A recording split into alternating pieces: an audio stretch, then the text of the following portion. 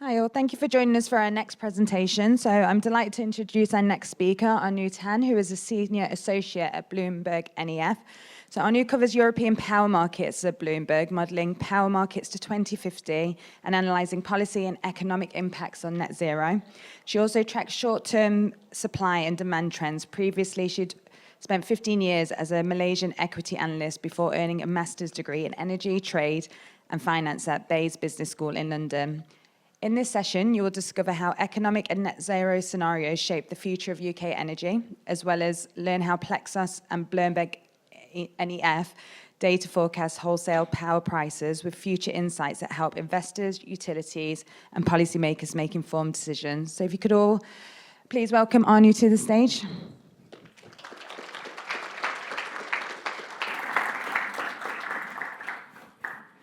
Hi, thanks everyone for staying until 3:45. I know the day is getting late. Hopefully this will be short and snappy and we'll get straight to the point. Right, so as Sandeep mentioned, I currently cover European power markets at BloombergNEF. If you're not familiar with BloombergNEF, we're mostly a research provider.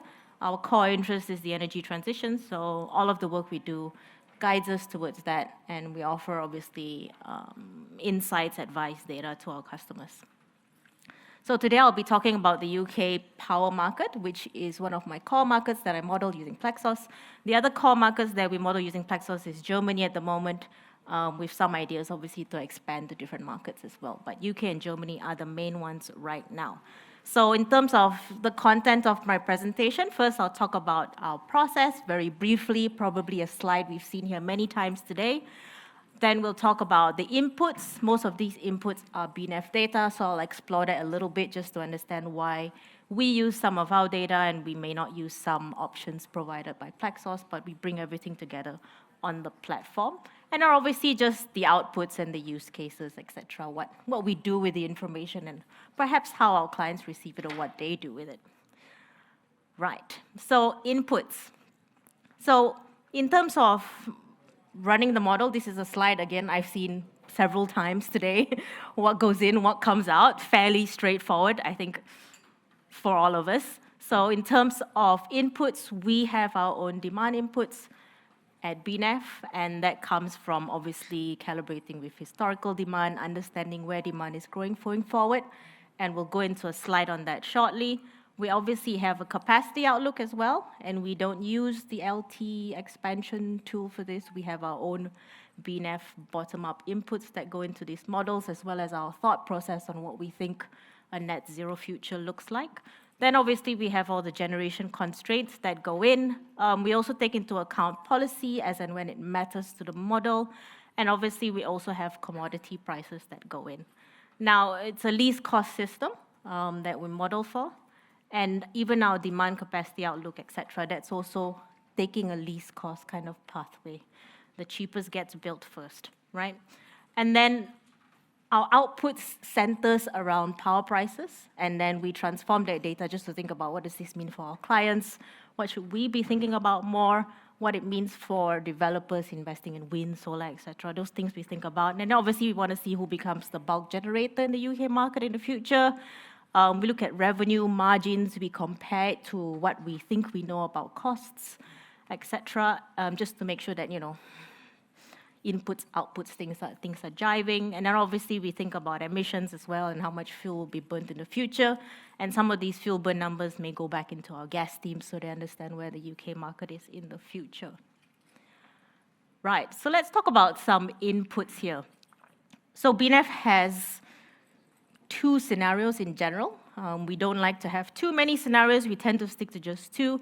The first one being an economic transition scenario. This is where we think that the future will be dominated just by economics, like the cheapest gets built first, and this is the pathway. So we do take into account, let's say, what's happening in policy right now. We do take into account subsidies where it counts. So anything that has happened now has been announced. We try to take into account in the economic transition scenario and build out capacity from there. This means that these are bottom-up numbers, it's worth saying. So we have separate wind, solar, storage, whatever technology you name it, we have a team for it, and they build us a bottom-up forecast. This involves a very extensive amount of data collection, as all of you can appreciate that, how much data is required to build a bottom-up forecast. And the bottom-up forecast takes us maybe 3, 4, 5 years into the future, and then after that, we allow the model to build what it thinks it needs to build to meet power demand. So this actually sits in a separate model, and it just forms part of our inputs that goes into our PLEXOS model. We also have another scenario, which is called our net zero scenario. This is where decarbonization happens thereabouts at 2050. We input a carbon budget, so you get the economic signals from the carbon budget. For example, we know that gas becomes far too expensive, you cannot run a coal plant economically, etc. So that's our net zero scenario. Net zero scenario is also an outsized power system. That's worth noting. That's because you have a lot more electrification in a net zero scenario. So this is our base case, which we use an economic scenario, and a net zero scenario just to see where power prices could go if things go that way. In terms of inputs for fuel, at BNEF we don't do a gas price forecast, so normally what I do is I try to build in the current forward price curve. Now if you do this exercise maybe twice a year, you kind of capture the gas prices. It's not perfect, no forecast ever is, but I think the forward price curve is quite representative of the current time. And obviously, when we do our modeling, it could take a few months. So we just run it several times just to see if anything has drastically changed with the forward price curve before we do a publication.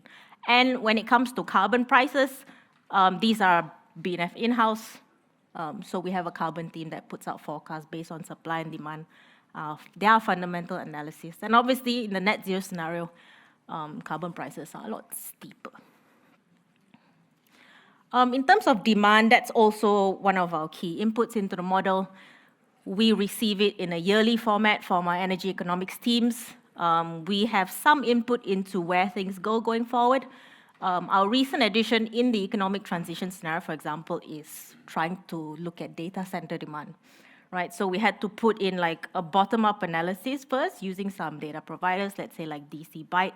So we understand what is currently in the market by gigawatt, what is currently in the pipeline by gigawatts, and then what it could build out into the future. This mostly landed in our commercial buildings demand forecast. So that's where it comes in. And obviously in the net zero scenario, again, it is a slightly larger power system. It does not have data center demand for the moment, so you'll see that pale yellow line is a little bit different, but that's okay. We'll update it in the future and build that in as well. But in terms of demand outlook, it's by our industry teams.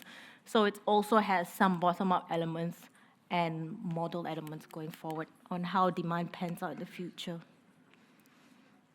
So in terms of flexibility that's built into our model, there was a presentation earlier where he divided his EVs into 3 different kinds of use cases. And we kind of do the same thing. We have 3 different types of EVs with different types of flexibility, and we try to build that into the model.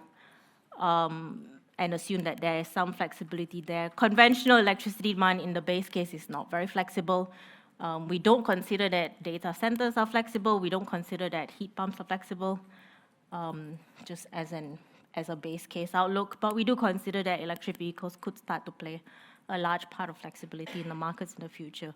And our interconnectors are not, because we're modeling the UK market kind of in isolation now, so we don't have a Europe-wide system just yet that's built out in BNEF. So there are some shortcomings here when it comes to interconnectors. So what we do is like we try to build in the capacity as lines, and then they have their max and min, and we do a regression analysis to figure out the price curves going forward so the model knows when to import or export. So for the moment, if you run the model, you find that the UK largely becomes an exporter, but it may well be the other way around because there's obviously a lot of solar and wind build out in European markets as well, so we may not well be the cheapest and still be an importer, further lowering system prices in the future. So that's one of the shortcomings that I'm happy to explore and talk about, or rather that's why I'm here this week. Right, so let's talk about the outputs and use cases very simply. So the first thing is our price curve. The price curve tells us what the BNEF data is delivering, right? There's no point us gathering all of these huge amounts of data and building out models in our economic scenario and not really understanding what the implication of the market is. So that's how we connect the dots at BloombergNEF. So the power team takes all this data and puts it into PLEXOS just to give us a least cost price outlook. So in our base case, as you can expect, and as most people can expect, prices will dip towards 2035, 2040, thereabouts. It's largely because there's just so much solar, offshore wind build out in the UK that even on an economic basis, that these things are still building out, whether or not you take into consideration subsidies. So there's a huge amount of build up. And also in the net zero scenario, prices tend to be higher because, again, this is a larger power system. It has more power demand. So demand is the main differentiating factor, and also certain technologies, right? In a net zero scenario, you may have gas with CCS, you may have a hydrogen firing unit, and these become the price setters in the future and lifting our power price curve. However, in a base case scenario, we don't consider this, but we do consider that gas plants continue to be in the market until the end of time, which 2050, and whatever few remaining units that are continue to exist in the market are filling up those peak demand hours in the future. So you see the price curve going back up. So if you don't have major abatement in your power sector, obviously you may see higher power prices in the future. So that's the general idea behind what the curve gives us. So it's obviously important for us to just see how our price curves are doing compared to forward markets. And generally, we do find that obviously forward prices don't have the kind of seasonality that we see in power prices generally. But we do see that as you go out towards 2026, 2027, that's when you have our prices falling to a steeper discount than market.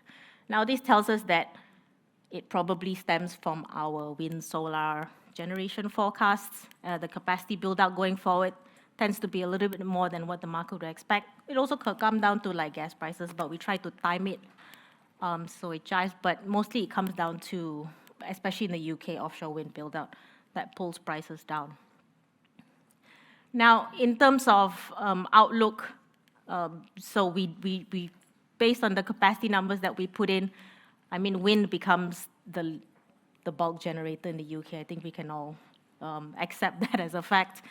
But again, other technologies continue to play a part. For example, we still have nuclear in there. We still have that line of gas, which in an economic scenario does not go away. But basically, it becomes a very much wind-dominated market, which, as we discovered today, has a lot of pitfalls as well. For example, low wind periods, right? Now, what's important, especially when we have discussions with clients, are what is the realized power price? So we have generation-weighted power prices that we put out. Now, we can obviously see the effect of power price cannibalization going forward in solar, where you see prices dropping towards the 20 pounds per megawatt hour, thereabouts. Onshore wind and offshore wind hug the base load price a bit closer. That's because they have a broader generation profile. We know that. But in effect, they also drag down the entire curve. And obviously, gas sits at the top. That's because it's only turning on at the very peak hours of the day when wind and solar is low, power demand is high. But the pitfall, obviously, of a very high realized power price is that it's not firing for most of the day, only at specific hours, but yet continues to set prices. Now, it's important for us also to take the price outlook, calculate what kind of revenues a generator might be making, and compare it to what a generator needs to, let's say, build a new plant, which in other words is to achieve their required rate of return. So that's the purple line at the top. And fixed O&M is our expectation of what we understand O&M costs to be. And this is a problem that we see not just in the UK, across Europe, where there's a lot of missing money in the market, especially when it comes to wind. Wind is something that requires a lot of government support, subsidy support. So that's where it is. In terms of solar, it's quite interesting to see, like, if a market has relatively low solar penetration, there's a higher likelihood to get excess returns in the short term. However, as you start to build it out more, obviously cannibalization takes place, and the excess return fades off, and you may even run into operating loss. So this basically just confirms our hypothesis of like why you need CFDs, why you need corporate power procurement, stuff like that. So basically, we just have this in terms of one of our transformations, and we also compare it to PPA prices. This is an important one because it just brings our forecast to reality. So in terms of the UK, we do find that PPA prices are higher than our outlook for baseload prices. This could be bound of many things, right? Maybe there's more risk priced into a PPA price. For example, the UK is pending REMA reforms right now, and that risk could be built in as well. So that's many things to consider when we want to compare it to what's actually happening in reality in markets. The other thing that I do with the price outlook is I calculate what generators might need from the capacity market. So because we have the revenues and because we have an expectation of what their levelized cost of capacity will be in the future, we are able to understand how much they need, how much does a gas plant or OCGT need from the capacity market in order to come online. So we transform that into our capacity market price expectation. We also do this on an annual basis. So we have a 5-year outlook for each of the next 5 years, and then we also do it on a yearly basis just to calibrate and understand what capacity market prices at the auction are going to look like.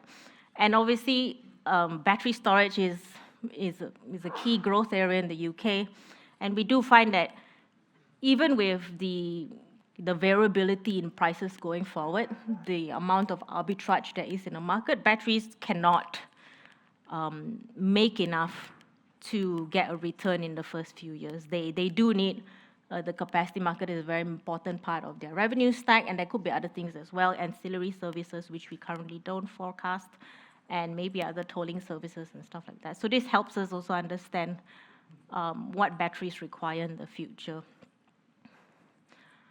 And then finally, using a variator, I just try to move our gas prices up and down, so to speak, move our gas price curve up 20%, down 20%, just to see what the impact is on power prices. And we do find that, for every 1 pence per therm change, you have, for example, this year, 28 pence per megawatt hour change in power price, and this declines going forward as you have the wind build out. So again, we use this PLEXOS, is very useful for allowing us to do this kind of sensitivity analysis. We also do it for capacity factors for wind and solar, just to see if it's like an extremely windy year or extremely sunny year, what happens to our price outlook. But I'll leave it open for questions.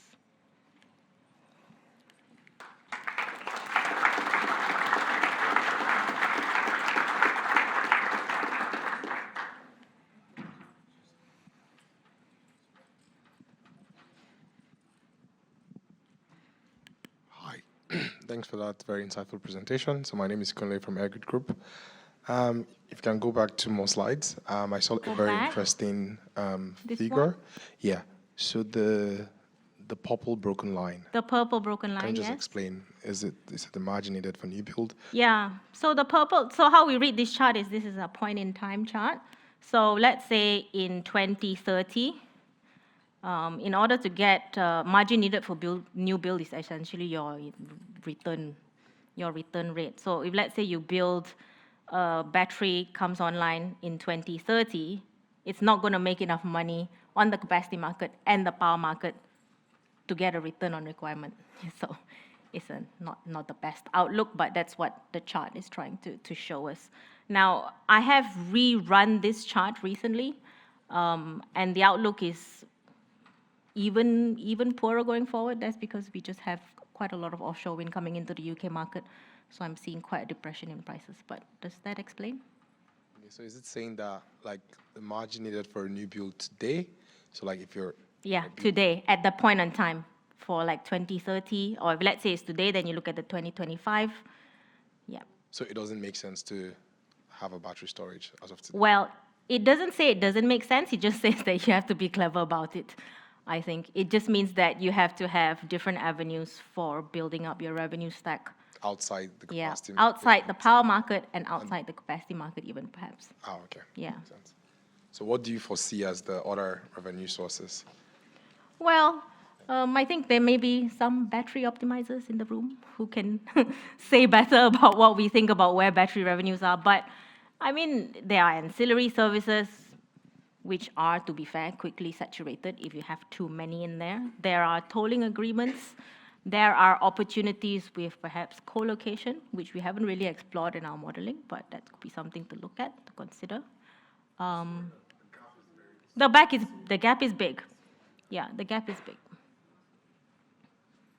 It looks better in different markets, to be fair. But yeah. Hi. Hi. Thanks for the presentation. Pippa from Equinor. A bit of a broader question. You said that you model UK and Germany in PLEXOS. I was just wondering why those two markets, or if you're looking to expand to other markets with PLEXOS, and yeah. Yeah, those two markets, mostly because number one, the data availability is very good. I think we can all agree that the German and the UK markets are really outstanding in terms of the kind of data you can get off of them. We do have an idea to expand. Perhaps bringing France into the picture would be very important. That's because it just links up three very interconnected markets. Currently, I'm missing a link. So that's where we're going. So it may be focused on the big ones, and currently we have separate models for Spain, looking into Italy and the Nordics as well. So yeah, it is a work in progress.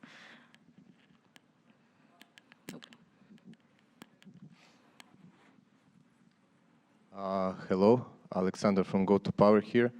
First of all, I really like the presentation. I would like to have a copy even after this. I think it's available. Yeah. So just one question regarding the net zero scenario that you showed on the couple of first slides. I saw that in the results you also have carbon capture and storage considered as a technology, but in the when you showed the results for the UK generation portfolio, I didn't see carbon capture. Okay. The generation portfolio is in my base case. I don't consider carbon capture in my base case. That's why it didn't appear it's not here. net zero. Yeah. Okay. However, if I was to show the base case, it will show that carbon capture and carbon gas plant with carbon capture does actually perform quite well in the net zero scenario. I find it doing about 20-30% capacity factor, and it does meet its required rate of return. But obviously there are subsidies involved, right? So. Can you maybe tell which technology you consider for carbon capture, or it's multiple technologies? It's a gas and carbon capture technology. It's like I can't remember the technical terms, but it's like the one that's being built in the UK now at Teesside, net zero Teesside. So if you look into that, that's the type of unit that we model. Thank you very much.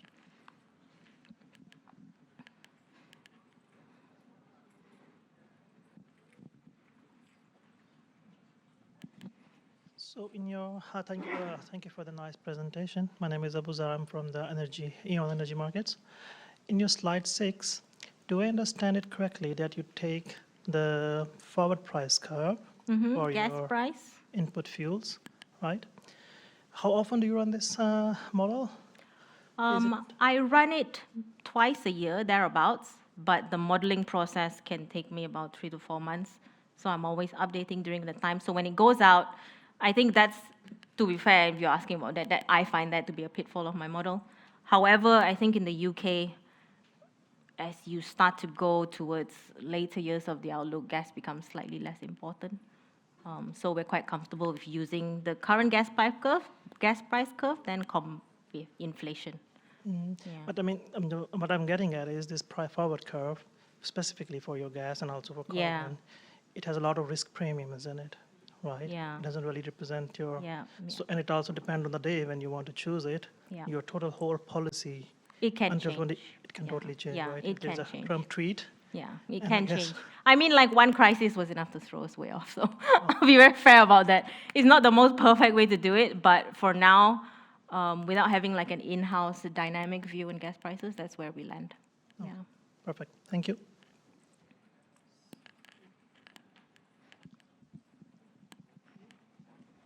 Hi, thank you for the presentation. I was wondering, I think you may answer my question a few minutes ago, but with the slide about the interconnectors, where you show the capacity, do you assume that is a full capacity in the entire period, or do you take into account the interconnector outage? Yeah, so outages is something that I have planned to like build on a little bit. Currently, we don't really build in outages, but I have like a discounting factor. Like how many %? It depends, like, if let's say I may put in like a 10-20% discounting factor for certain lines, depending on their track record, but it's not a perfect way to go about it. Like, we should be looking at more historical data and maybe having a regression of what happens in the future. So no, there are some shortcomings here.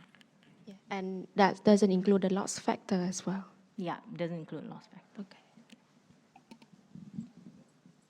There was one there as well. Hello, Dries Gullentups, NG. Thanks for the presentation. I have two questions. On the long-term capacity evolution, did I understand it correctly that this is not a result of optimal capacity expansion, but rather predefined inputs?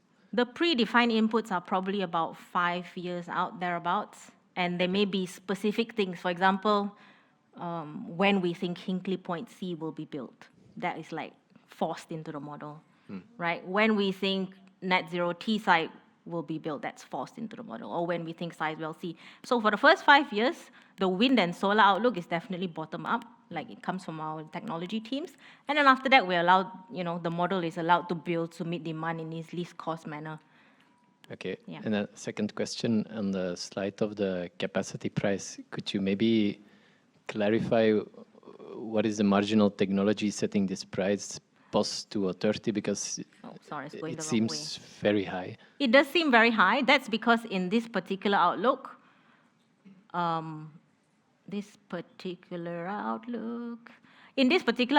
it's because you have unabated gas plant setting the price right at the top. If you see the prices going up above the 75 cap, which is the capacity market cap, is because in the future we see that there's fewer and fewer gas units being built. But as they come online, they are very, very expensive to build as well. And they're just not economical.